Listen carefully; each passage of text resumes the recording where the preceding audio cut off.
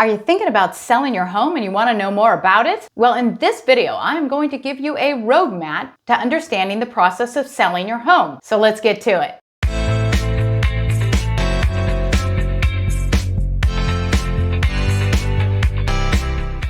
If you're new to my channel, welcome. And if you're thinking about selling your home in Marin County, I love to help people just like you make a smooth, smart move. Okay, this is going to be an 8-part checklist. So, number 1, you're going to want to meet with a realtor. You can call a few and have them come over and see the different things that they offer you as a representative to help sell your home. There's no commitment on your part to meet with a realtor for the initial meeting. It'll be educational for you and help identify the next steps. Number 2, you're going to establish a price for your home. Your agent will provide you with a comparative market analysis to help you find the price your house should be selling at in your area. That will help you determine your asking price for your home. It might be difficult for you to price your house this way by looking at other houses in the area, but it is important to review that information and consider your home price as objectively as possible, as that is the way all the buyers are going to be viewing it. 3, you're going to want to prepare your home for sale. You need to learn to view your home through the eyes of a buyer and make your home to be what they would expect. For example, when you go into a hotel room,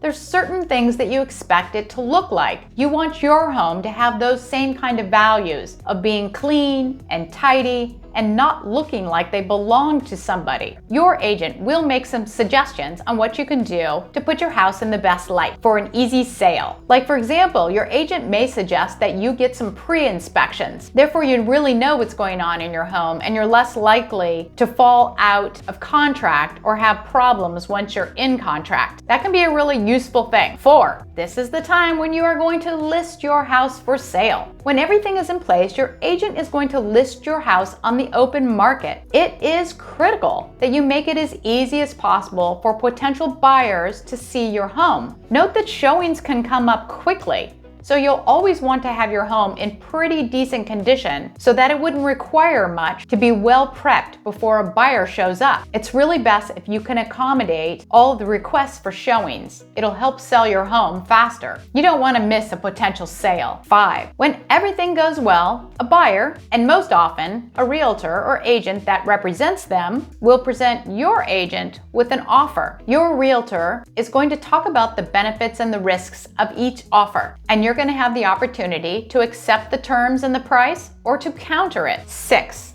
the next part is being under contract. At this point, you and the buyer have agreed to the price and the terms of the transaction, and both parties have signed the agreements or the contract. 7, final details need to take place during this time that you're under contract but it hasn't closed yet. The buyer is going to work with their mortgage provider to finalize the details on their mortgage, and they're going to perform other due diligence, such as inspections. Usually a buyer is going to perform a physical inspection of your home, and they might even ask you to make certain repairs based on that inspection. A buyer may make an inspection, but if you have already done inspections, as I mentioned earlier in this video, you're less likely to have a buyer fall out of contract or ask for extra money if you've already disclosed any issues that you found in your inspection. So that's right.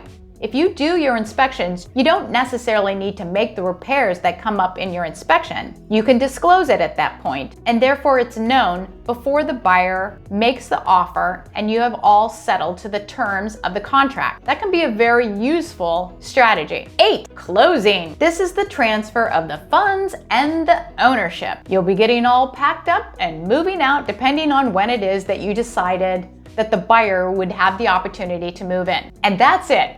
Congratulations! You have sold your home and you are on your way to your next location and the rest of your life. I hope this video has been helpful to you. If so, consider giving me the thumbs up, subscribe, and hit the bell notifications, and you'll be first to notified when I drop a new video, which is at least every week. And if there's something that you would like to know more about, add a comment below and ask me. Seriously, I'm doing videos all the time.